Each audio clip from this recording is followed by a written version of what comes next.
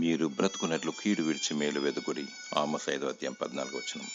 దేవుని యందు విశ్వాసం కలిగి నీతి క్రియలు జరిగించువారు, ఆశ దురాశ లోభత్వం లేనివారు, చెడును అసహించుకొని ఇతరులకు మేలు చేయవారు భూలోకంలో సుఖదాయకంగా జీవిస్తారు, పరలోకంలో సదాకాలము బ్రతుకుతారు. ప్రభు పాదాల చెంత విశ్వాసం, వినయం, విధేయత, భయము, భక్తి, ఆత్మీయత, ప్రేమ, అనురాగములు కలిగి నిందారహితంగా జీవించాలి.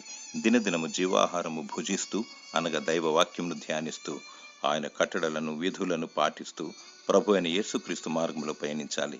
సత్యవాక్యమును చేపట్టి వాక్యపు వెలుగులో వర్ధిల్లాలి.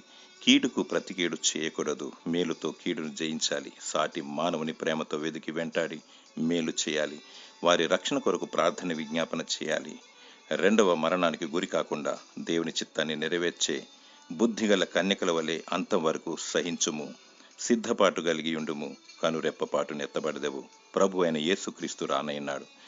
దేవుడు నీకు నిత్య జీవమును దయచేయునుగాక. ఆమేన్.